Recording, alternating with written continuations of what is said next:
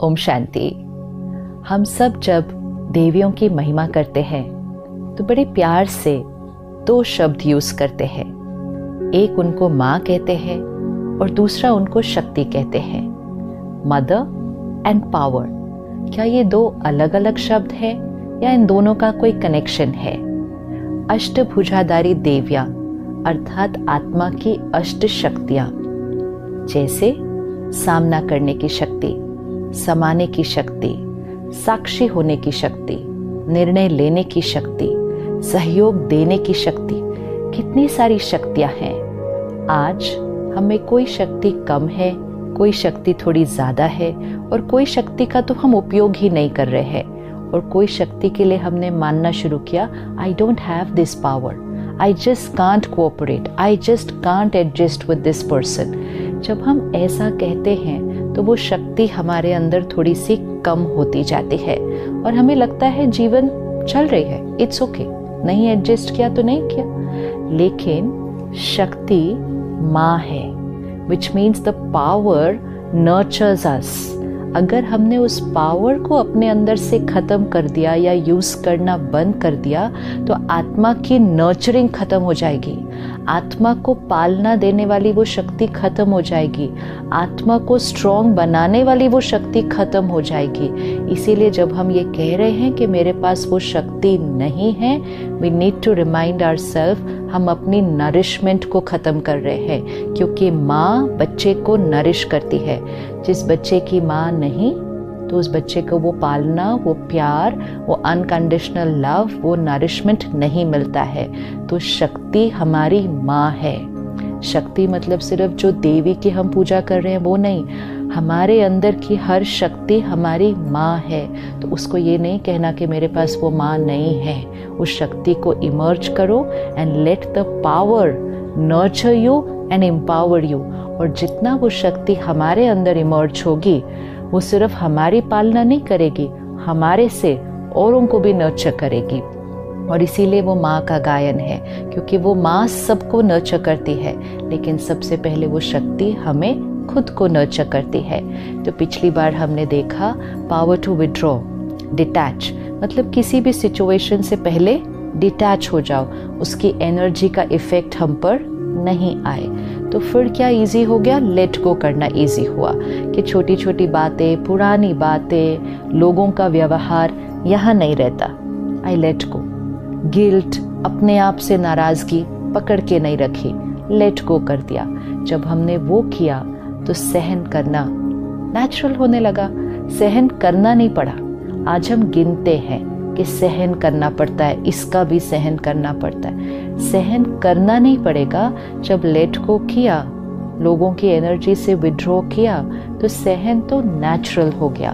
और जब ये तीन शक्तियाँ हमारे अंदर आती हैं, power to withdraw, power to let go, power to tolerate, तो चौथी शक्ति अपने आप इमर्ज हो जाती है, एंड वो है पावर टू एक्सेप्ट, समाने की शक्ति।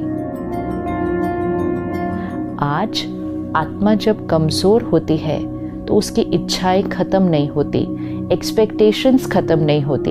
यहाँ तक कि हम समझते हैं कि एक्सपेक्ट करना तो नॉर्मल है।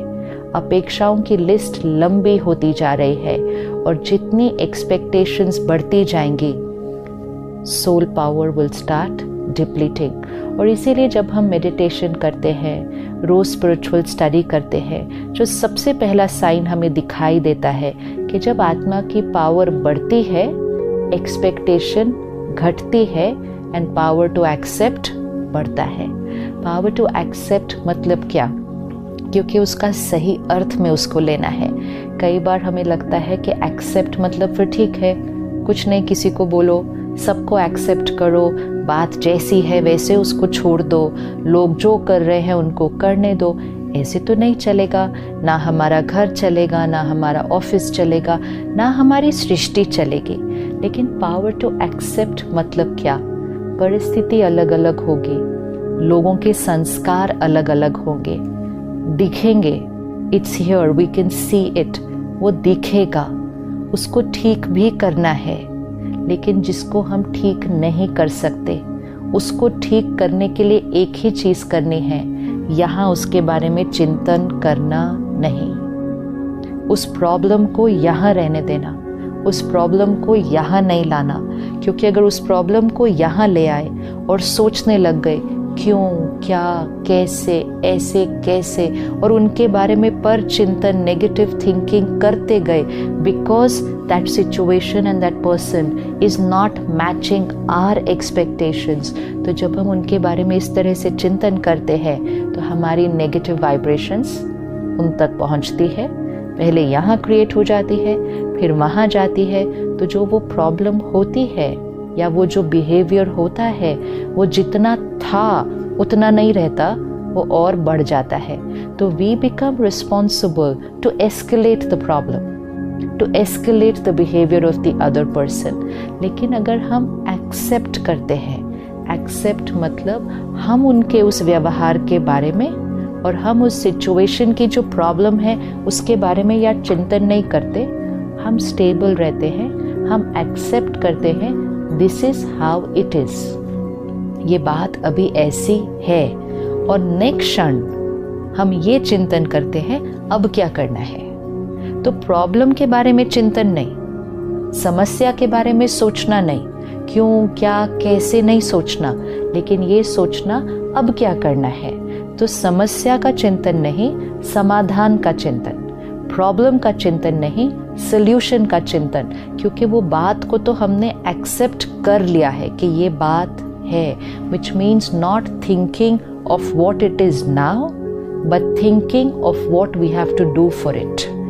कुछ चीज़ों को हम बदल सकेंगे, कुछ बातों का सॉल्यूशन निकल आता है। कोई जीवन में कुछ ऐसी बातें होती है जिसका कोई समाधान नहीं है, वो बात है, जैसे बड़ी बातें, घर में कोई शरीर छोड़ता है, there is a death in the family, इसका कोई सल्यूशन नहीं है, ये सबसे बड़ी बात होती है किसी के जीवन के लिए। लेकिन उस परिस्थिति में भी कैसा सोचना है, अगर हम उस परिस्थिति को भी एक रॉन्ग चिंतन की तरफ ले गए तो हम बहुत एनर्जी डिप्लीट करते हैं, सिर्फ अपनी नहीं, अपने आसपास के लोगों की नहीं, लेकिन जो आत्मा आगे गई है उसको भी हम नेगेटिव एनर्जी भेजते हैं। So we need to understand the power to accept. Power to accept, समाने की शक्ति, मतलब बातों को संभालो, ना उसके बारे में चिंतन करो, ना उसको इधर उधर फैलाओ। Accept it and now work on it. जो बातों को संभालेगा, एक्सेप्ट कर लेगा, उसके अंदर संतुष्टता, कंटेंटमेंट। आज हम अपने आप को चेक करें, सब कुछ है, अचीव भी कर लिया, घर में भी सब परफेक्ट है, लेकिन सब होने के बाद भी हम में से मेजॉरिटी लोग कहते हैं लेकिन अंदर कुछ खाली खाली है। वो कंटेंटमेंट कहाँ से आएगा? कंटेंटमेंट, संतुष्टता इज नॉट बेस्ड ऑन हमारे पास बाहर कितना परफेक्ट है। सब कुछ आपकी लाइफ में अगर परफेक्ट हो, आपका काम, आपका परिवार, आपकी हेल्थ, सब कुछ भी परफेक्ट हो, तो भी कंटेंटमेंट नहीं होगी अगर आत्मा की शक्ति घटी हुई है। और अगर कुछ भी परफेक्ट नहीं हो लेकिन अंदर आत्मा की शक्ति बढ़ी हुई है, you are a contented soul. और इसीलिए समाने की शक्ति का प्रतीक संतोषी माँ,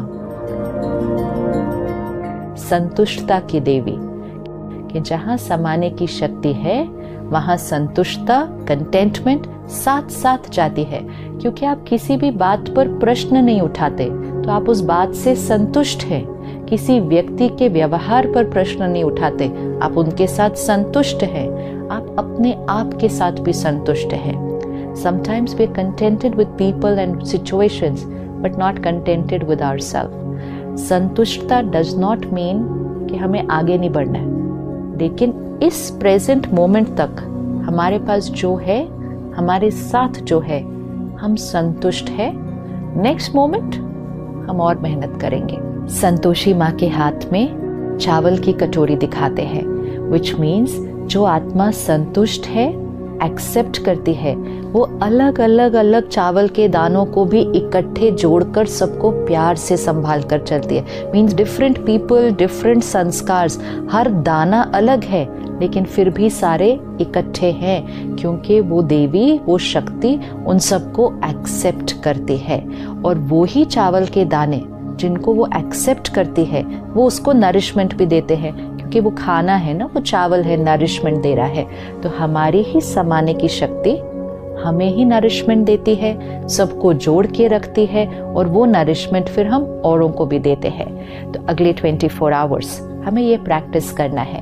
बातें आएंगी, लोग अलग अलग व्यवहार करेंगे, हमें समाधान भी करना है, आगे भी बढ़ना है, चीज़ों को ठीक भी करना है, लेकिन सब कुछ करने के लिए पहले मन को साइलेंट रखना है, which means accept as it is and now ready to change. तो अगले 24 घंटे समाने की शक्ति, एक्सेप्टेंस पावर का हम अभ्यास करेंगे, क्योंकि मैं आत्मा शक्ति स्वरूप हूँ, मैं आत्मा संतोषी माँ की तरह संतुष्ट आत्मा हूँ। इस स्वमान को लेकर अगले 24 घंटे हम अभ्यास करेंगे। ओम शांति।